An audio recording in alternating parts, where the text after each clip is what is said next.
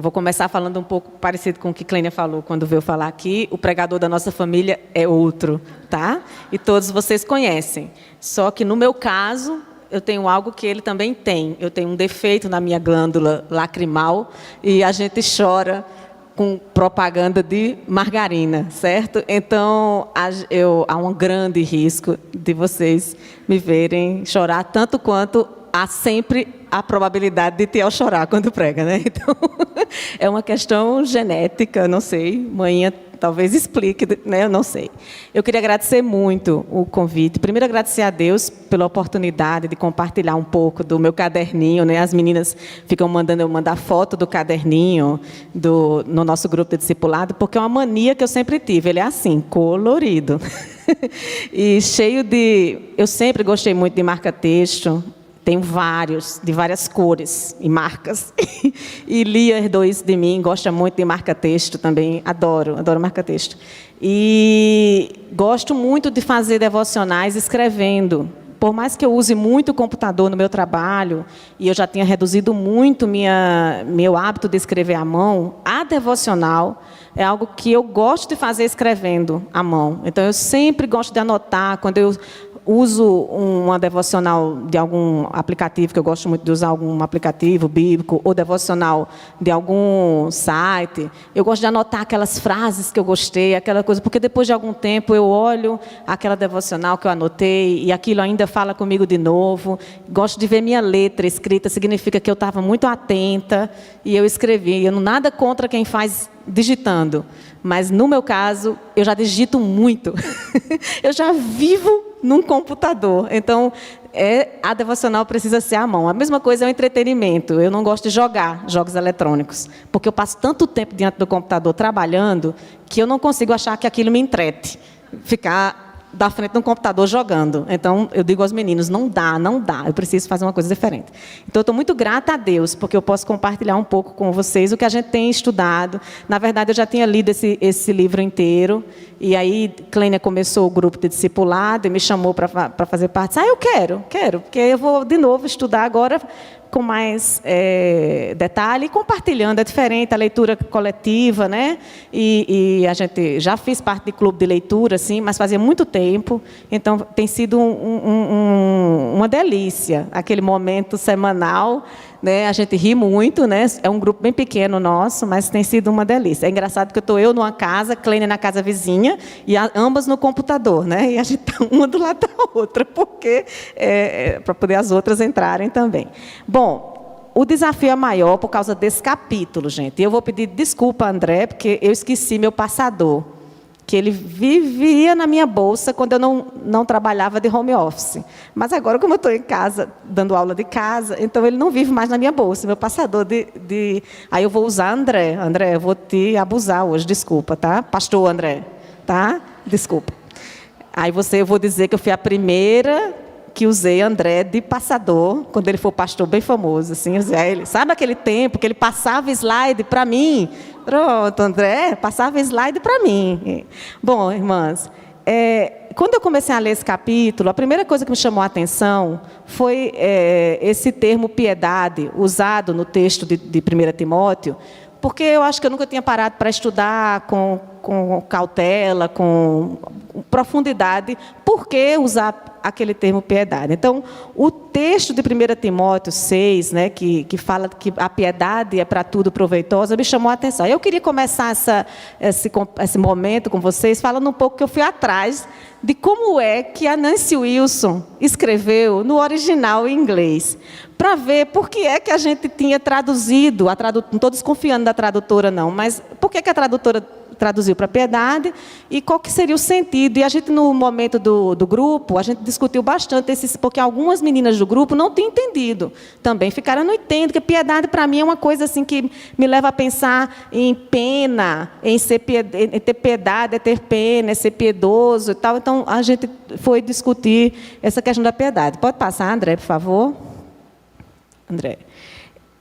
O texto de 1 Timóteo 4:8, se vocês puderem abrir nas suas Bíblias aí, ele termina dizendo, mas a piedade para tudo é proveitosa. Então, vamos tentar refletir o que é piedade, ou o que é piedade no contexto do capítulo do livro e de 1 Timóteo, porque é o mesmo contexto. A piedade que a Nancy Wilson está se referindo é o mesmo termo que Paulo está se referindo quando está dando um conselho lá a Timóteo. É o mesmo contexto, tá? Então, pode passar. Eita, quem está passando é... Agora é Maria Eduarda, assistente. Obrigada, Maria Eduarda. Tá? Então, o livro original, uma das capas, né, das edições do livro da Nancy Wilson é essa. Lá, em inglês é o mesmo título, né? Aprendendo com contentamento, Learning Contentment, aprendendo a ter contentamento, pode ser traduzido assim. Pode passar, Maria. E o sumário dela tem lá os capítulos. Aí passa mais uma vez, Maria, por favor. Aí o 4º capítulo é o piedade com contentamento, é godliness with contentment. E godliness, ela tem quando eu leio em inglês, eu não leio como piedade. Eu entendo de outro jeito, porque eu entendo essa palavra no seu significado lá no inglês, né? Mas para o português, realmente falta-nos uma palavra para a tradução. E aí, talvez a piedade seja a palavra que mais se adequa. E aí, pode passar, Maria? Por isso aí a gente fui estudar, então peguei uns dicionários, pode passar, Maria, e fui ver o que seria, o que os dicionários dizem que é godliness. A língua inglesa ela tem uma característica, esse finalzinho das palavras, às vezes, é para criar um adjetivo. Então, God é Deus, godliness seria algo relacionado a Deus. Tá? Então, devoção a Deus, alguma coisa relacionada a Deus. Então, a gente tem esse ness no final, sempre é para adjetivar a palavra. E aí, eu peguei um dicionário, e a tradução aí do dicionário é minha, diz é uma qualidade ou a prática de submissão às leis e à vontade de Deus. Ou pode também ser traduzido como devoção e retidão moral. Retidão moral é forte, hein? Retidão moral é muito completo. É muito mais do que a gente costuma entender pela palavra piedade. Retidão moral. É uma conduta ilibada. É uma devoção a esse Deus, de forma que o teu comportamento é modificado. O teu comportamento passa a ser piedoso. E aí esse piedoso não tem nada a ver com o piedoso de pena, de ser caridoso, é uma das características desse comportamento piedoso, um comportamento caridoso. Mas é muito mais, é essa devoção, né? Ser sábio é viver em piedade, refletindo a natureza do reino de Deus no curso da vida diária. Eu peguei esse comentário porque eu peguei um dicionário, e esse dicionário ele tinha a definição e no final um comentário sobre aquela definição. E esse era o comentário, que viver em piedade seria refletir essa natureza do reino de Deus. Então, a gente tem que ser piedoso. A gente tem que ter essa godliness, tem que ter essa devoção a Deus, de forma que a gente consiga refletir esse comportamento piedoso, né, no dia a dia. No curso da vida diária, significa todo dia. Naquela hora que você entra no banheiro do seu filho e está sujo, e você fica irritada. E você mandou ele lavar o banheiro e ele não lavou direito. Naquela hora que você queria que alguém viesse lhe ajudar na hora do almoço, ou que você se irrita com aquele seu aluno, no meu caso, que sou professora, com aquele aluno que não fez o que você pediu, ou que está tentando lhe enrolar, e aquele seu colega que está sendo desonesto com a conduta, e você, por conta da desonestidade dele, está trabalhando em dobro.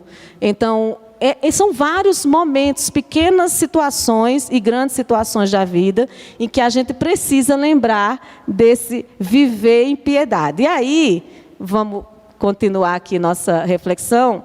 Uma das coisas que me ajuda muito, sempre me ajudou, e ultimamente eu ando meio viciada nisso, por causa desses aplicativos de celular, a culpa é deles, é essa facilidade da gente ler em várias versões. Eu sempre gostei de ter mais de uma Bíblia. Eu tenho dificuldade de me desfazer de Bíblias que já foram minhas. Então, eu tenho Bíblias de quando eu era adolescente, criança. Tenho uma Biblinha pequenininha na linguagem corrigida, que foi Laís que me deu em alguma idade da minha vida, que eu não vou lembrar, em algum momento. Mas tem um carinho que foi Laís que me deu, eu não quero passar à frente. Por mais que eu não leia mais naquela Bíblia pequena, até acho que eu nem consigo mais ler naquele tamanho de letra.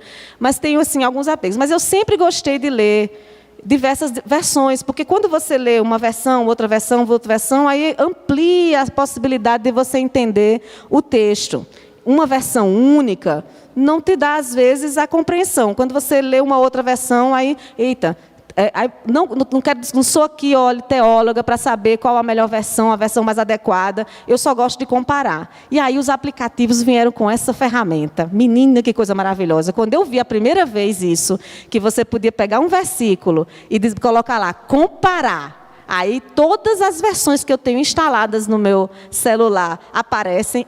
Inclusive, no meu caso, eu leio normalmente o versículo em inglês e em português, então eu comparo. Até esgotar as minhas comparações e dizer, agora eu compreendi o que ele quis dizer, né? E aí eu vou comparar algumas versões aqui desse mesmo versículo de Timóteo, como é que, de 1 Timóteo 4:8, como é que ele aparece em algumas versões. Pode passar, Maria. Na versão NCV, que é uma versão em inglês, que é nova versão contemporânea, ele vem com o sentido de servir a Deus continuamente. Na versão GNT, que é Good News Translation, Boas Novas, tradução das Boas Novas, essa versão, o nome dela, é ser religioso, ter religiosidade. É engraçado, porque em algumas versões em inglês, eles traduzem esse termo para uma questão mais de ter religiosidade. Associo a ter religiosidade, porque aí seria a pessoa piedosa, a pessoa religiosa. Nessas versões aí, NVI, atualizada, a ARA, né, que é a revista atualizada, vem muito a palavra piedade, que é o que a gente cresce ouvindo. Quem cresceu em igreja ouviu muito esse versículo sempre com a palavra piedade, né?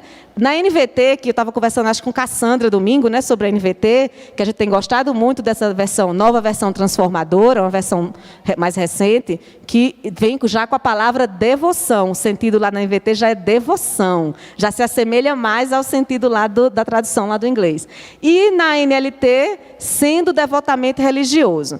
E aqui na minha, é a NLTH, né, nova versão na linguagem de hoje, ela também tem esse sentido. Eu sei que muitas pessoas não gostam da NLTH, eu acho que... Eu ganhei essa Bíblia da MPC, porque eu fui obreira da MPC por algum tempo, e fizeram uma homenagem a quem tinha sido obreira. E eu e o Olaci Júnior, a gente anda aqui na igreja com essa Bíblia branquinha aqui. Eu já notei que o Olaci também gosta da dele. Eu gosto porque ela está toda riscadinha, e aí eu gosto da minha versão NLT. Então, 1 Timóteo 4:8... diz assim, nada contra você, Cassandra, pois os exercícios físicos têm alguma utilidade, mas o exercício espiritual tem valor para tudo, porque o seu resultado é a vida. Esse ensinamento é verdadeiro e deve ser crido e aceito de todo o coração. É por isso que lutamos e trabalhamos muito, pois temos posto a nossa esperança no Deus vivo, que é Salvador de todos, especialmente dos que creem. Ele fala aqui, no sentido da piedade, como sendo algo que é muito melhor do que o exercício físico. Não estou dizendo para nenhuma irmã para parar de fazer a caminhada matinal, nem a academia, nem o pilates, nem aquelas que não estão fazendo, eu estou desestimulando a fazer. Pelo contrário, estou na briga com a minha mãe para ela caminhar todo dia, porque ela precisa caminhar e todos nós precisamos, tá certo? Mas o exercício físico, ele dá um proveito para essa vida aqui, que é bom, você cuida do tempo do Espírito Santo, mas o exercício espiritual, que aí a piedade entra aí como esse exercício espiritual, essa devoção, ela vai ser algo que vai durar para sempre, né? É algo que você vai ter benefícios eternos, porque vai te levar à vida eterna. A vida piedosa, a vida próxima de Deus, vai te dar essa certeza dessa vida após a morte e essa vida eterna, essa esperança que é completamente diferente viver com essa esperança. Ou vocês acham que essa pandemia foi igual para quem tinha essa esperança e para quem não tinha? É claro que não. Quem tem uma esperança eterna sabe que os problemas de hoje podem ser imensos, seríssimos, gravíssimos, mas nada se compara ao que Deus tem preparado para nós. Nada, nada, absolutamente nada. Então, essa esperança eterna, a piedade, ela pode ser algo que alimente essa esperança, que te faça lembrar disso todos os dias. Então, quando você para todo dia para ler a palavra de Deus, gasta um tempo de aprendizado com Ele, participa de um grupo de discipulado da igreja, para orar, dedica tempo de qualidade para orar, para falar com Deus, para chegar na presença dEle com calma, com a mente tranquila. Cada um de nós deve ter esse horário do dia que é mais adequado. Eu gosto assim que acordo. Não sei vocês, irmãs, eu não gosto no fim do dia. Eu estou muito cansada no final do dia para fazer devocional. Estou com a mente muito carregada de muita coisa que aconteceu naquele dia para fazer um devocional à noite. E assim que eu acordo, não, porque eu gosto de acordar cedo. Então, eu gosto de acordar. E eu tenho brigado muito essa história do exercício físico, exercício espiritual, porque eu também gosto de fazer exercício físico de manhã cedo. Então, para que eu faça devocional, eu estava comentando com Lia, ele disse, mãe, tem que acordar mais cedo ainda, então. É simples, um pouco mais cedo. Porque eu fico com pena de deixar minha devocional para ir fazer minha caminhada. Quando eu olho, já deu 6h30. 6h30 já é tarde para sair para a minha caminhada, porque vai atrasar toda a agenda do dia, o café da manhã dos meus filhos, que eu gosto de fazer, do meu marido. Eu gosto de todo mundo em volta da mesa antes de sair, antes de começar a correria, eu gosto de fazer o café deles, eu gosto de servir café, eu gosto de tomar café com eles antes de sair todo mundo. Então, se eu for caminhar, eu vou perder alguma coisa, ou o café com eles, ou a devocional. Então, eu tenho conversado muito com Deus de me convencer a fazer exercício no outro horário do dia, já que eu gosto tanto de fazer minha devocional de manhã, ou me fazer acordar mais cedo ainda, antes das 5h30, para conseguir fazer um exercício físico também e a devocional. São mais duas coisas, né? Mas vamos passar aqui adiante e vamos entrar aí no que a Nancy Wilson colocou para nós, tá? Ela começa o capítulo destacando, como se fosse uma revisão. Ela, bem professora, né? Ela é esposa de um pastor e dá muita palestra. Ela tem um monte de podcasts no Spotify e é possível escutar a Nancy Wilson assim, em diversos vídeos de YouTube. Ela tem uma vida muito ativa de ensino. Então, ela tem uns tiques de professor na escrita dela, né? Então, ela começa o capítulo sempre dando uma revisada do capítulo anterior. E aí, isso é tique de professor. Ela destaca 3 pontos, né? Primeiro, que é fundamental aprender a identificar qualquer pecado de descontentamento. Depois, que é importante aprender e reconhecer e resistir à tentação de estar descontente. Isso na primeira página do capítulo, ela coloca isso. Porque ela vai falar de piedade com contentamento. Mas antes de começar, aí ela dá uma lembrada. É fundamental identificar o pecado. É importante reconhecer e resistir à tentação. E é importante substituir o descontentamento pelo verdadeiro contentamento. Lembrando isso, vamos começar a falar sobre piedade com contentamento. Então, é bem interessante essa didática dela, porque o capítulo anterior, né, tá falando assim, aí ela dá aquela relembrada, e aí ela começa a falar do Jeremias Burroughs, que é Érico me corrige, ele participou da Assembleia do Westminster, mas ele era um congregacionalista, que chama, alguém da reforma que veio aí da linha congregacional, mas ele deixou um legado de livros. Ele morreu cedo, morreu em 1946, ele nasceu em 1646, ele nasceu em 1600 e morreu em 1646, ou seja, viveu 46 anos só, mas deixou um legado de livros. E tem um livro dele que é muito usado pela Nancy, ela o cita várias vezes, e depois eu vi que ele é usado em vários outros autores que trabalham com o tema de contentamento, que é esse livro, A Joia Rara do Contentamento, é o nome do livro, porque ele chama o contentamento de algo precioso. É algo tão assim de valor para Deus, esse contentamento, que ele chama de joia rara. Aí a gente é da geração que não tem tanta joia, né? A geração dos nossos pais, aqui a gente tem pessoal que trabalha com essas coisas, né? Mas eles devem lutar para convencer o povo a comprar uma joia de maior valor. Mas antigamente era assim, todo mundo queria ter uma joia de valor. O pai que tivesse um pouco de dinheiro comprava, porque era algo muito importante dar um anel a uma filha, dar um brinco a uma mulher, a uma esposa, porque dar joias era muito, não era chique só, era representativo, né? E a pessoa ao longo da vida terminava acumulando algumas joias, né? A gente não tem nada para acumular, porque esse hábito se perdeu nas gerações anteriores. A crise não deixou, alguma coisa mudou, que a joia passou a ser não tão valorizada. Vocês que trabalham com isso sabem que é difícil convencer do valor, né, e tal. Mas nessa época, joia era essa coisa tão valiosa. E aí ele dá o título certinho para o livro, A Joia Rara do Contentamento Cristão. O nome do livro é A Joia Rara do Contentamento Cristão. Tem ele em português traduzido, tá? Esse livro. Mas é um livro muito antigo. lá dos idos do século XVII, né? E ela cita o tempo todo, porque ele realmente tem umas frases, umas reflexões muito importantes. E por quê, irmãs? Porque contentamento é algo de tanto valor. Vamos ler lá 1 Pedro 3, versículo 4. Se alguém quiser ler aí para descansar da minha voz, 1 Pedro 3, versículo 4. Na versão que você tiver, irmã, você lê.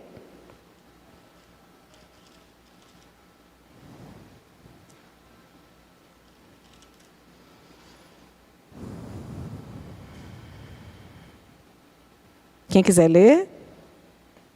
1 Pedro, capítulo 3, versículo 4. Pode ler. Em vez disso, vistam-se com a beleza que vem de dentro e que não desaparece.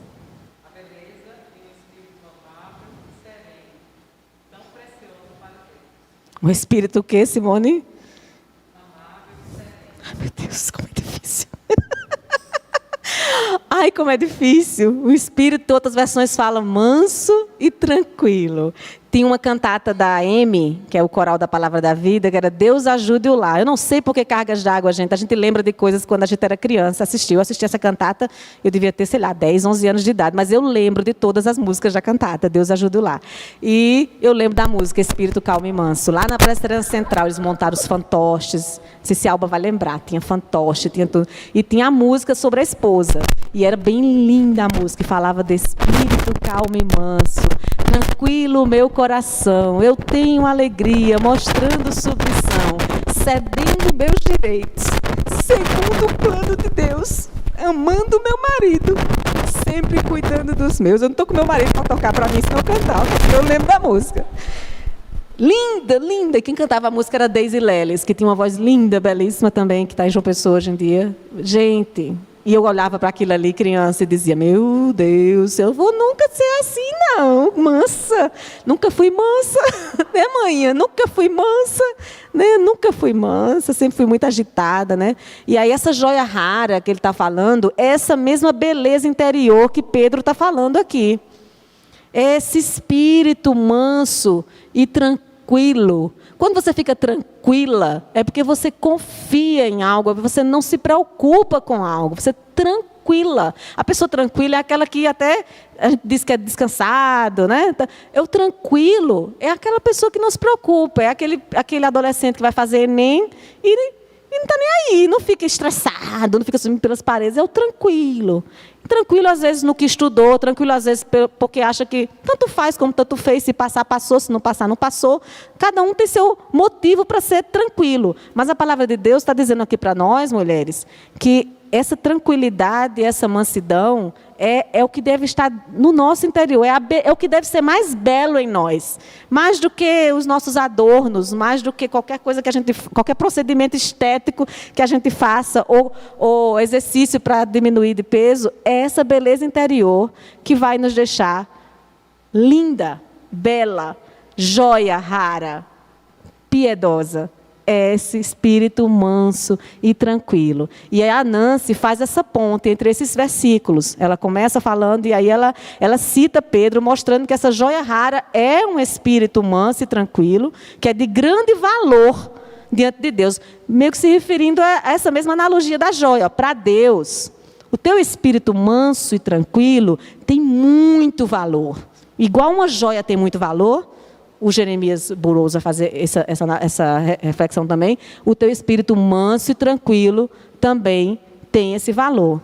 Então, passa, por favor. Se Deus valoriza tanto essa joia rara, esse contentamento, esse espírito manso e tranquilo, que confia, entrega tudo a Deus e não se exaspera, e busca nele esse contentamento, por que é que a gente não vive ansioso para adquirir isso? Essa pergunta da Nancy faz a gente, né? Se é tão valioso, se é tão joia rara, por que a gente não vive dia e noite buscando isso? Se a gente diz que quer agradar a Deus, se a gente diz que quer ser uma mulher de Deus, se a gente diz que quer ser uma mãe de Deus, uma esposa de Deus, uma filha de Deus, uma profissional de Deus, se isso tudo é real, é verdadeiro, é sincero, vem lá do seu interior, não é da boca para fora. Então, busca. Não tem outra coisa. Esse capítulo nos coloca de frente à realidade de que não tem que buscar resposta em outro lugar. Se você quer ser essa mãe exemplar, se você quer ser essa esposa exemplar, se você quer ser essa filha exemplar, essa mulher exemplar, essa profissional exemplar, essa empresária exemplar, qualquer que seja a tua atuação nessa sociedade que nós vivemos, e nós temos que ser exemplares, assim como Paulo fala para Timóteo em outro momento lá, ser padrão, né? Vocês têm que ser padrão, né? Aquele que todo mundo olha e quer imitar. E se você quer ser assim, você tem que buscar ansiosamente, adquirir este contentamento. Então, esse é o desafio dela, logo no início do capítulo, é que a gente deve viver ansioso para adquirir esse contentamento, tá? E querer mais e mais. Então, pode passar.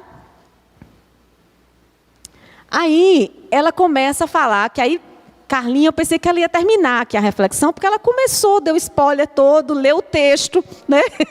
Já leu o texto, adiantou aqui o serviço todo, e vem com o texto lá do Sermão do Monte, porque aí a Nancy faz isso, ela vem e coloca a questão do dinheiro.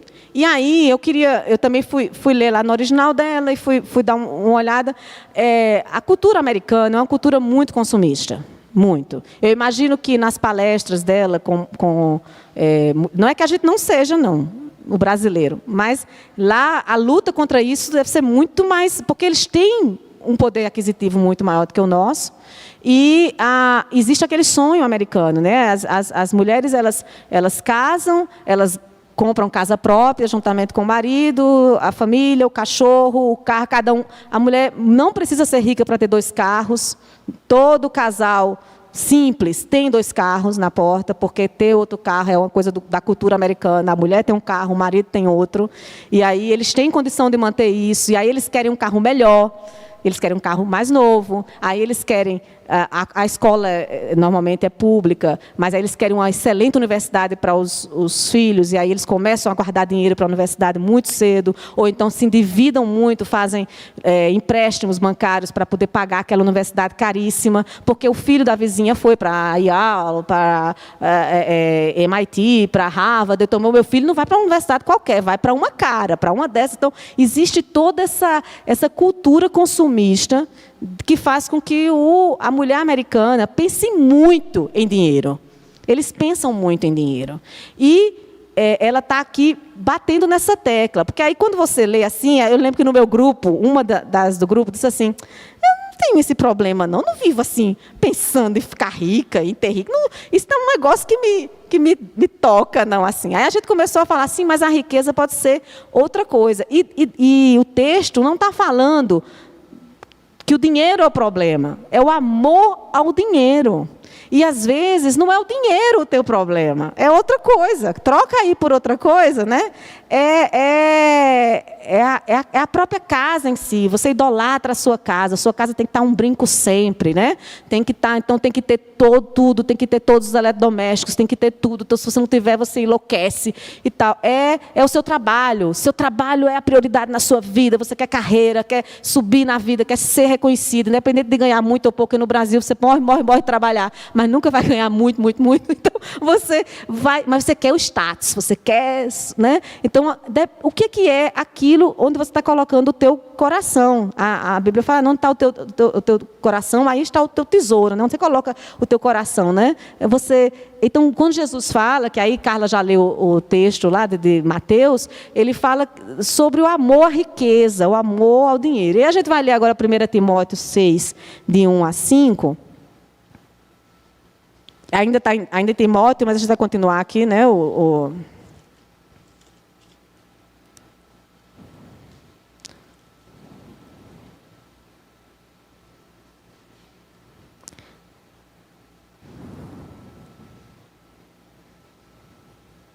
Acho que eu anotei errado, 1 Timóteo 6, de 1 a 5.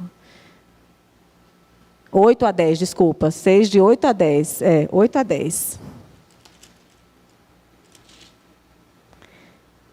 6 de 8. Que repete um pouco o que Carla leu lá no Sermão do Monte, né? Vamos lá para o versículo 6, desculpa. 1 Timóteo 6, do versículo 6 a 10. É claro que a religião é uma fonte de muita riqueza, mas só para a pessoa que se contenta com o que tem. O que foi que trouxemos para o mundo? Nada. E o que é que vamos levar do mundo? Nada. Portanto, se temos comida e roupas, fiquemos contentes com isso. Porém, os que querem ficar ricos caem em pecado ao serem tentados e ficam presos na armadilha de muitos desejos tolos, que fazem mal e levam as pessoas a se afundarem na desgraça e na destruição. Pois, é o 10, o amor ao dinheiro é a fonte de todos os tipos de males. E algumas pessoas, por quererem tanto ter dinheiro, se desviaram da fé e encheram a sua vida de sofrimentos. Não tem aquela pessoa que vive se lamentando porque nunca conseguiu ter aquele emprego que queria, ou nunca conseguiu ter aquele carro que queria, ou nunca conseguiu fazer aquela viagem que todo mundo fez. Então, ela nunca ficou rica, mas o amor ao dinheiro ficou no coração dela a vida inteira. Então, eu achei um comentário bíblico, que eu nem conhecia ele, do Vicente Chiung, que ele diz assim: qualquer um pode ser amante do dinheiro. Um pobre pode amar mais o que gostaria de ter do que a Deus. E um rico pode amar verdadeiramente a Deus e não o seu dinheiro. Então, o problema não está em ter o dinheiro, em ser rico ou ser pobre. Está onde está o teu coração. Um pobre pode amar mais o que gostaria de ter do que a Deus. E um rico pode amar verdadeiramente a Deus e não o seu dinheiro. Ele pode ser rico pela contingência da vida dele, Deus permitiu que fosse assim, e ele não ser aquela pessoa que põe o seu coração nas suas riquezas. E a gente vê pessoas assim. A gente conhece, né? A gente sempre tem alguém que a gente... E a gente conhece o contrário também. Pessoas que não têm, mas o seu coração está sempre naquilo que gostaria de ter. E não se... Fica difícil, dos dois jeitos fica difícil de exercitar o verdadeiro contentamento. Se você tem muito e coloca o seu amor no muito que tem, ou se você tem pouco e coloca seu amor no muito que você gostaria de ter. Né? Então, esse comentário. Esse autor diz que esse amar o dinheiro não é uma momentânea cobiça emocional, mas uma conclusão intelectual de que o dinheiro é mais importante. A piedade deveria ser o nosso maior desejo, não a riqueza. Ela coloca isso em vários momentos do capítulo, reforça. E acho que tem essa questão de que e por isso que uma das idades do nosso grupo ficou, eu não sei porque ela insistiu tanto nisso, como se a gente vivesse... Eu não vivo atrás disso e tal, mas é porque, certamente, esse é um problema muito, muito gritante na mulher americana, que é com que ela lida mais, né? Essa questão da mulher que não consegue chegar naquele nível que todo mundo espera que uma mulher chegue, né, em certo momento da vida dela, então ela não consegue ficar contente, porque ela não teve os filhos que todo mundo teve, ela não tem aquela casa que todo mundo tem, ela não tem aquele carro que todo mundo tem, então a riqueza passa a ser algo difícil de lidar. Mas e aí? Passa aí, por favor. Só isso?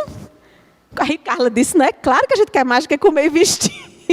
Deus sabe que a gente tem outras necessidades.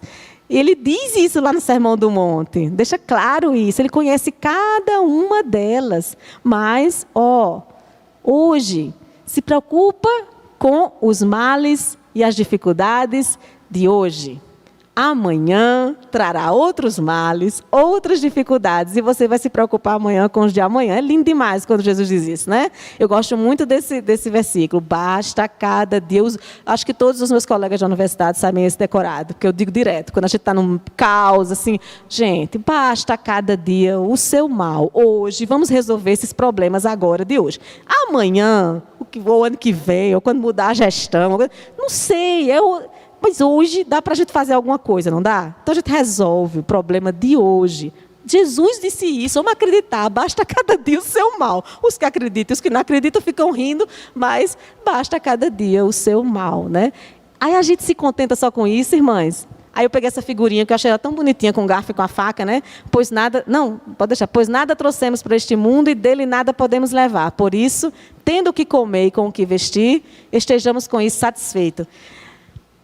A metáfora do comer e vestir é para deixar uma coisa bem básica mesmo. Todo mundo precisa comer e se vestir, né?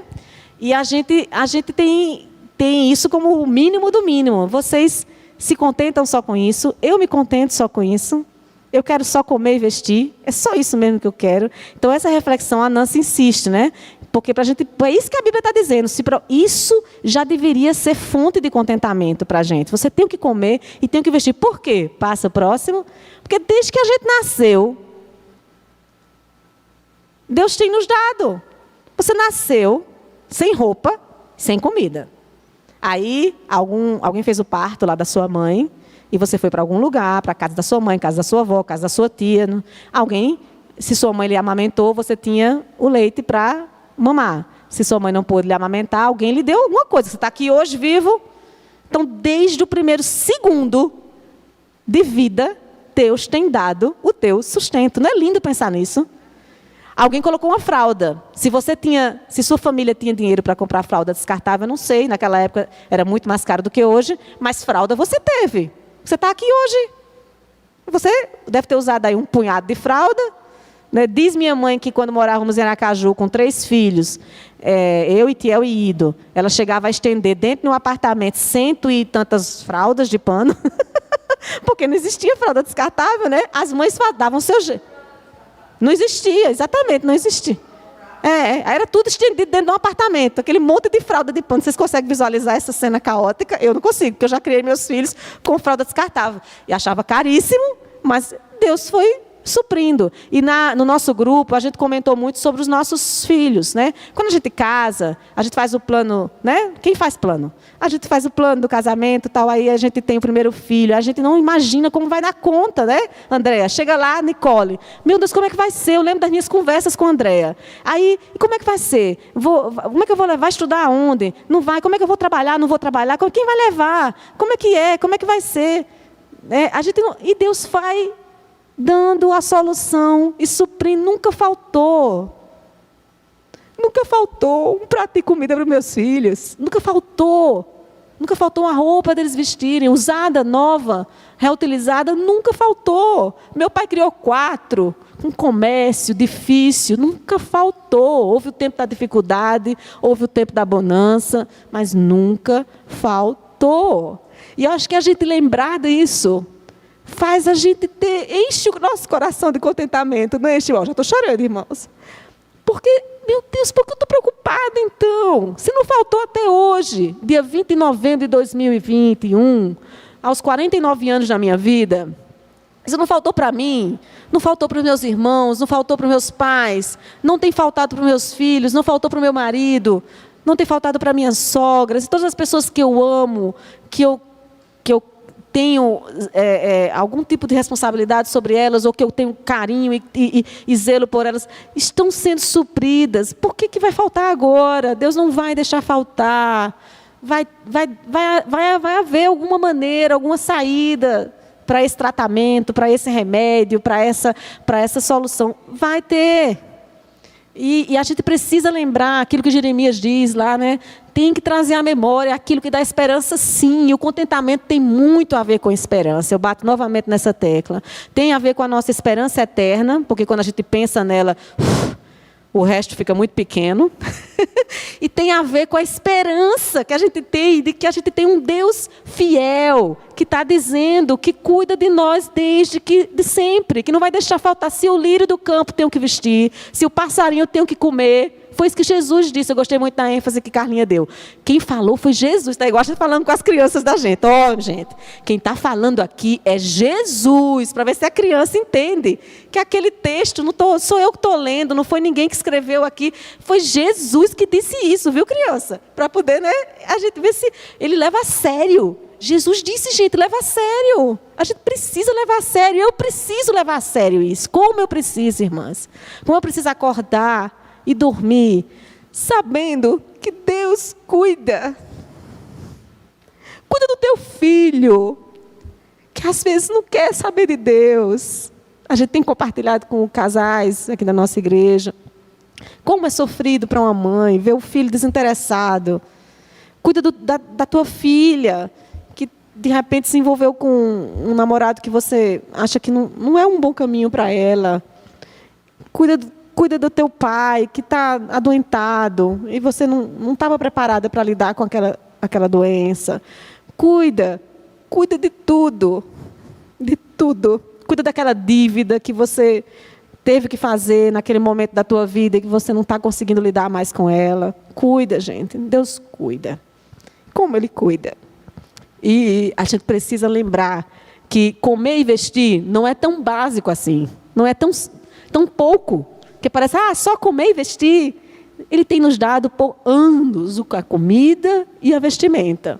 Dia após dia. É muito, soma aí. Anos e anos de...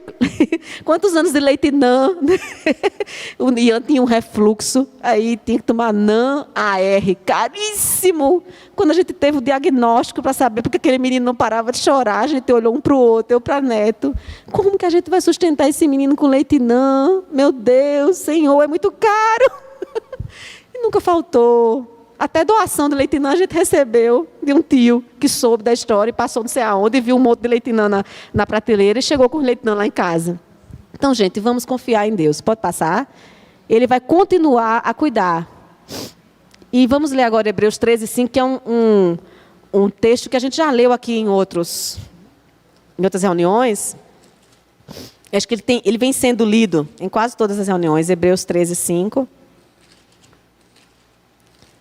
Você pode ler na sua versão.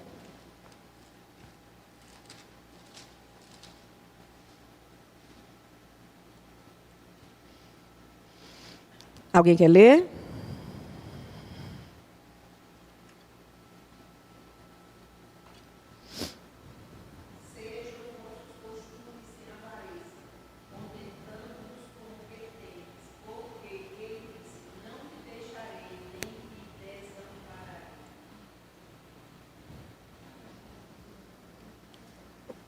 É só mais um versículo que reforça isso, né? Não te deixarei, não vou te deixar só, não vou te desamparar.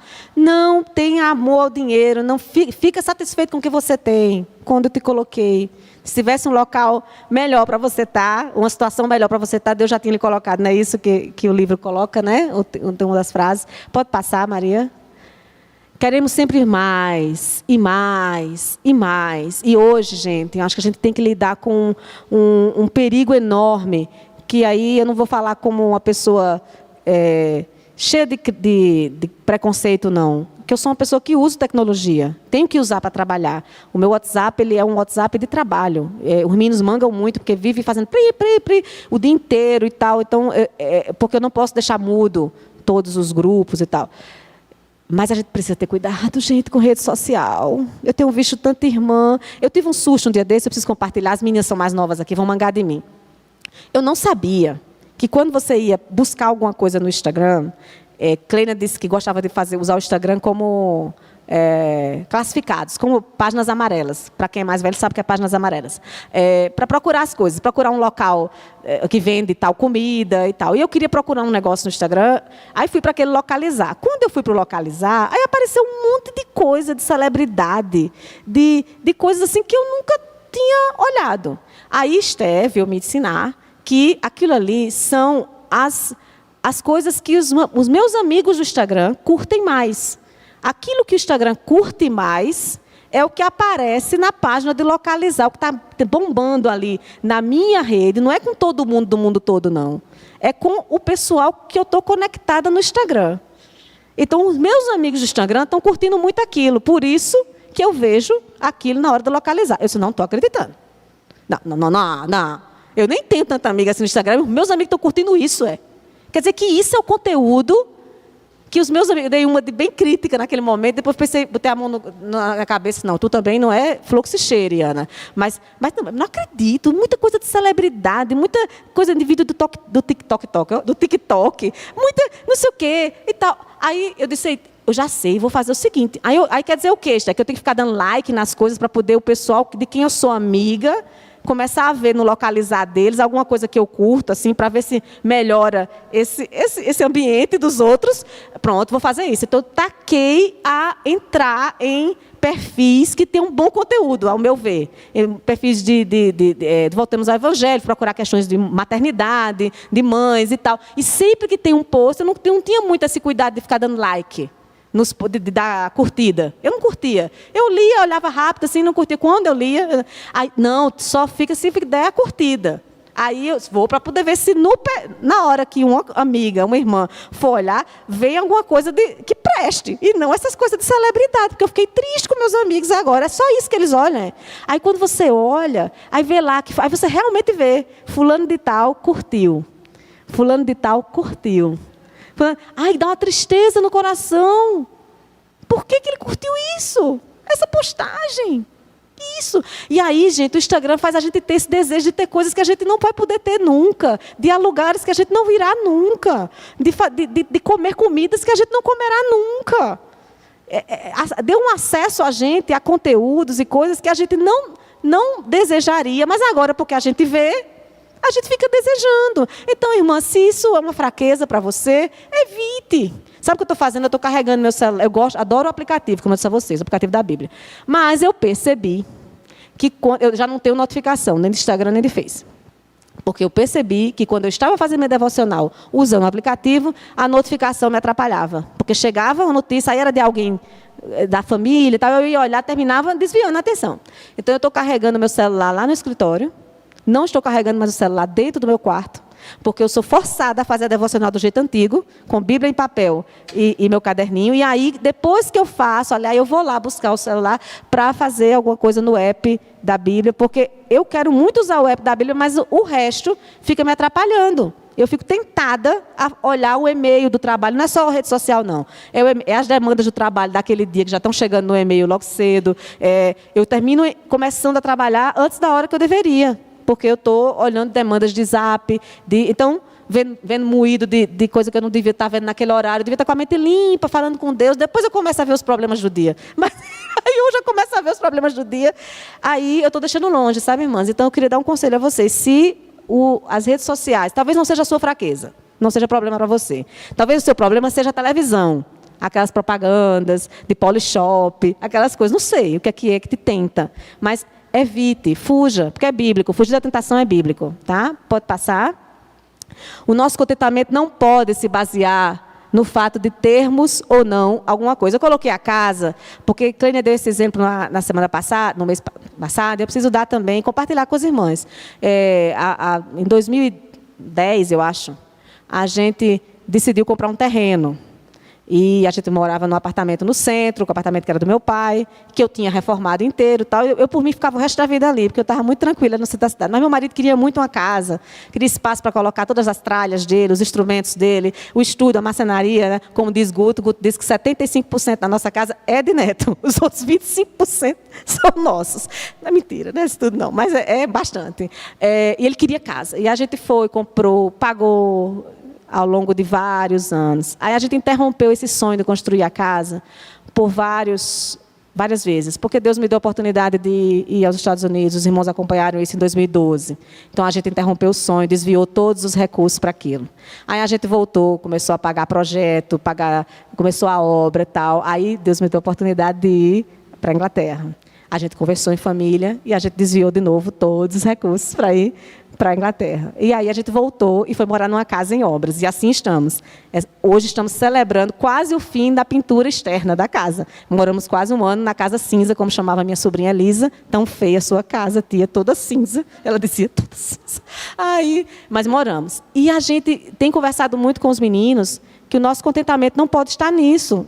Eu também, assim como o Clênia, era muito feliz nas Boninas, naquela região que ninguém valoriza, naquele apartamento bem menor do que a casa que eu moro hoje. Mas nós somos tão felizes naquele apartamento. Não importa se você tem ou não, você quer muito algo. Eu queria muito a casa, queria. Estamos tentando. A casa não está mobiliada, a gente está tentando mobiliar um flat para mãe e pai terem um local mais adequado para ficar conosco quando quiserem e como quiserem. E a gente não pode colocar alegria nisso. Tem dia que eu estou triste, que eu queria que a casa já estivesse pronta, eu queria ver menos poeira, eu queria ver menos obra, eu queria ver menos ferro, madeira em todo canto. Mas a gente não pode viver com alegria nisso. Nossa alegria está no Senhor, naquilo que a gente não tem. Aí você para de olhar o que você tem, a casa está lá. Você está morando, eu estou morando há um ano nela. Ela tem várias coisas já. Não está completa, mas tem muita coisa. Eu tenho que me alegrar com o que eu já tenho e não com o que eu não tenho. ainda. E eu comecei a caminhar de manhã, Cassandra, correr. Eu dando uma de Cassandra. Tchá, tchá, tchá, correndo de manhã. Aí, 5 quilômetros, é o máximo que eu consigo. Quando eu chego nos 5 quilômetros, eu estou morrendo, volto para casa, porque é o meu máximo, 5 quilômetros. Aí, você fica andando num condomínio fechado, aí você fica olhando a casa dos outros. Meu Instagram, ó, acabou-se. Minha tentação do Instagram não adiantou de nada, porque eu fui caminhar, mas você fica olhando a fachada dos outros, vendo aquele acabamento que o vizinho deu, aquele detalhe que Giovanni pensou na casa do outro, porque eu sei as casas que o projeto foi de Giovanni. Aí você fica, rapaz, nunca vou conseguir fazer um negócio desse na minha casa. Não, na minha não tem isso. É horrível isso, né? Oh, coisa feia. Um dia eu voltei, aí meu marido me deu uma exortação. Bom ter marido crente é isso, porque dá aquela exortada, né? Aí eu cheguei assim, porque, filho, a única casa que a fachada está desse jeito, toda bagunçada, cheia de metralha, e não sei o quê, e tarará. Aí ele veio com aquela exortação, e você vai parar. Se a sua caminhada for só para você ficar invejando a fachada dos outros, acho melhor você conversar com Deus, que essa caminhada não é do Senhor, não. Porque não está certo isso, não. Então, vamos parar de pensar naquilo que não temos e focar naquilo que temos, né? Ana Paula foi lá em casa, na bagunça lá em casa, foi ensaiar de tarde, lá na poeirada. Pode passar. Eu peguei esse trecho do próprio livro, porque aí eu leio o livro no Kindle, no aplicativo, porque eu achei legal essa frase dela, né? Escolhamos estar contentes. Eita, é escolha. Não é assim, depende da ajuda de Deus, não, sabe? Deus me ajuda a ficar contente. Você pode pedir, mas é escolha, viu? É você que decide assim, vou ficar contente. Isso é piedade com contentamento. Nosso contentamento está fundamentado nas promessas de Deus. Isso aqui está quase no final do capítulo, isso. Aí ela vai finalizando dizendo que isso é piedade com contentamento, que, por sua vez, é grande ganho, grande lucro. Aí vem a história do versículo de Timóteo, que fala se alguém quer ser piedoso, acha que é lucro, né, que é proveitoso, é grande lucro ser piedoso verdadeiramente. Pode passar para a gente encerrar.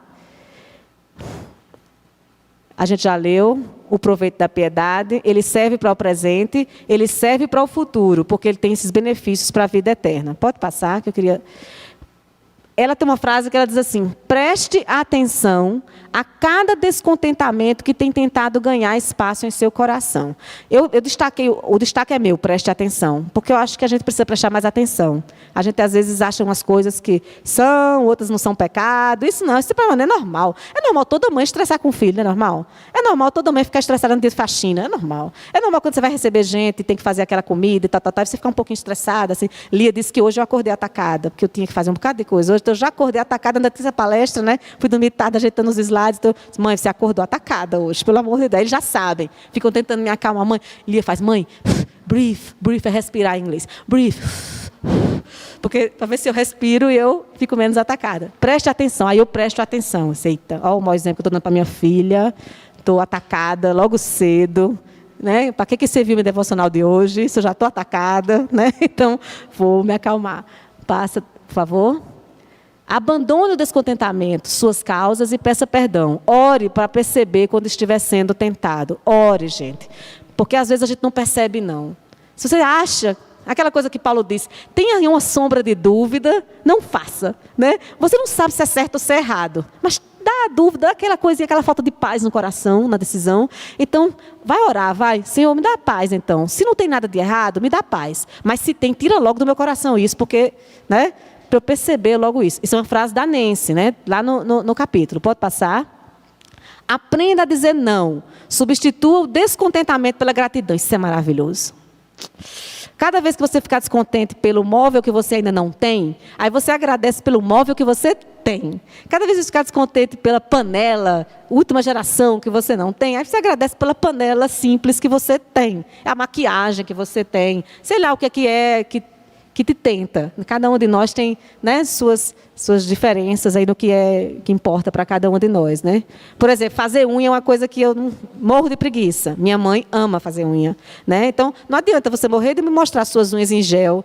Eu vou achar lindo, mas não vou ficar nem um pouco tentada a ter, entendeu? Porque não é algo que me Eu vivo na luta para deixar a minha mais ou menos limpa, porque eu acho que é uma perda de tempo enorme ficar ali fazendo a unha. Aí eu fico pensando na quantidade de coisas que eu devia estar fazendo enquanto eu estou fazendo a unha. Aí eu desisto de ir para o salão fazer a unha. E como eu não sei fazer, como Laís, que sempre soube fazer, então, por isso que nós somos tão diferentes. Tem coisas que nos tentam e coisas que não nos tentam, né? Pode passar. Eu queria finalizar mesmo com... nessa história de seguir conteúdos na internet, eu tenho achado surpresas interessantes. Uma delas é uma menina muito nova, que tem um canal chamado Fé e Tulipas. Não sei quantos de vocês já viram esse canal, mas eu aconselho. Aconselho para vocês, aconselho para suas filhas. Ela é novinha. Aí, lógico, de vez em quando, nas escorregadinhas, assim, quando fala assim, mas a gente, como uma mulher mais velha, a gente ora por ela, porque ela tem sido muito usada. E o canal é muito interessante. E um primeiro vídeo que ela fez, um dos primeiros, foi esse em que ela faz uma análise de 1 Samuel 25, que nós não vamos ler, mas para quem não foi para a escola dominical e não teve a aula com o tio Neto sobre Nabal e Abigail, tio Neto deu essa aula num dos vídeos da época da pandemia, está lá no canal da igreja, dos coadjuvantes, falando sobre Nabal e Abigail.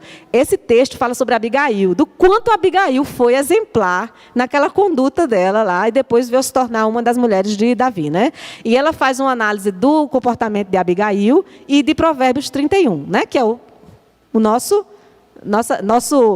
meta maior, né? Ser uma mulher como a de Provérbios 31, né? E aí ela dá algumas marcas da mulher piedosa. A mulher piedosa, ela é humilde, e aí eu quero ler aqui completo, eu botei aí resumido, né? Para a gente finalizar. A mulher cristã deve ser humilde, mesmo que ela seja muito conhecida e possuidora de vários bens. Tem coisa mais chata do que a mulher mostrada, né? E quando a gente tem um pouco mais do que o irmão, a gente precisa ter cuidado, né, para não... ela deve ser conselheira, aconselhando sua família e amigos de acordo com a palavra de Deus. Ela deve compartilhar suas bênçãos com seus próximos, seja conhecimento, tempo, recursos financeiros. Ela deve buscar impedir o pecado. Se está na capacidade dela parar algo que seja pecaminoso, ela deve se esforçar para isso. E isso inclui seus filhos. Você está na sua capacidade de mãe, de parar algo que você percebe pecaminoso nos seus filhos, é sua responsabilidade. Sentar, orar, insistir, inculcar, insistir, inculcar, insistir, inculcar, porque Deus vai pedir conta de você, que foi a você que Ele entregou seu filho para criar, né? Não vive com pena de si, reconhece que a vida é difícil, mas não fica choramingando. Ela deve confiar em Deus. Ela é conhecida por sua piedade, porque ela brilha como a luz neste mundo. Por fim, ela é rara, assim como rubis. Provérbios 31, né? Rubi é um negócio raro, não se acha fácil. Você quer ser uma mulher rara, você quer ser uma rubi, tem um grupo, uma banda lá na igreja do meu marido, lá em João Pessoa, da IEB, que é Rubis, que é só mulher. Rubis, é um nome bom para a banda feminina, viu, Ana Paula? Rubis. Você quer ser rara como rubi, e assim eu encerro. Pode passar, acho que a última é essa mesmo. É a última, né? Eu queria terminar com essa indicação do canal Fé e Tulipas e queria orar com vocês, para a gente pedir a Deus, que não é fácil, é um capítulo muito desafiador. Ser piedoso é algo que a gente deve buscar todos os dias e não é fácil, né? E a gente precisa entender que para o verdadeiro contentamento acontecer, essa devoção a Deus precisa ser realidade. Senhor Deus e Pai amado, muito obrigado, Senhor. Obrigado, primeiramente, porque Tu nos resgatastes. Nós estamos aqui porque Tu nos escolhestes. E nós podemos ter esse privilégio de, ao invés de estarmos em casa assistindo qualquer coisa, fazendo qualquer outra coisa, estarmos aqui, compartilhando, aprendendo, louvando, aprendendo mais de Ti, Senhor, nos aproximando mais de Ti, porque quando conhecemos a verdade nos liberta.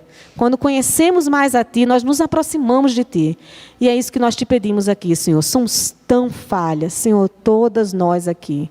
Temos tantas falhas. Cada um de nós tem tantos problemas diferentes que só Tu conheces. Tu conheces o nosso levantar e o nosso deitar. Tu conhece aquilo que nós vamos falar ainda antes dessa palavra se formar na nossa boca. É isso que o salmista diz e nós acreditamos nisso. Então, por Tu nos conheceres tão bem, Senhor, nós Te pedimos, nós imploramos, Senhor, imploramos a Ti, Senhor. Dá-nos contentamento. Convence-nos do pecado do descontentamento. Não permite que a gente siga por um caminho descontente e permaneça nesse caminho. Traz-nos de volta. Convence-nos, Senhor. Mostra-nos o caminho do contentamento.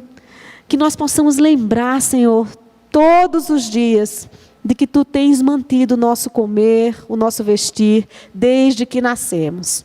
Que Tu tens sido o nosso sustentador, o nosso pai, o nosso cuidador, o nosso amigo, o nosso companheiro.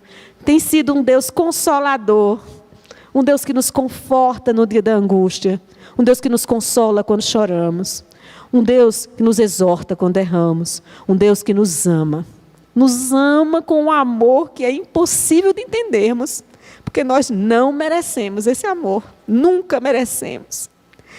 E essa graça tão linda, que faz Tu mandar o Teu Filho para morrer por nós e demonstrar esse amor de forma tão cabal, tão irrefutável por nós, nos faz acreditar, Senhor, que temos uma vida eterna ao Teu lado um dia. E quando pensamos nisso, como ficar descontentes? Como manter um coração descontente, triste, se temos a certeza de que nada disso se compara ao que Tu tens preparado para nós na eternidade. Ó Senhor, lembra-nos sempre dessa mensagem de esperança, na esperança no eterno e não aqui nessa vida que vai acabar cedo ou tarde, alguns mais cedo, alguns mais tarde, vai acabar, Senhor, mas a Tua palavra permanecerá para sempre. E é essa palavra que nós buscamos. É nessa palavra que nós confiamos.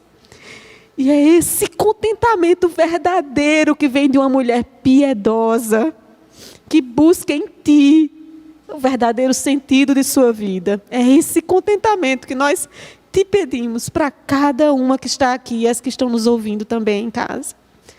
Muito obrigada, Senhor. Muito obrigada pelo privilégio de fazer parte desta casa, dessa igreja, desse grupo de mulheres.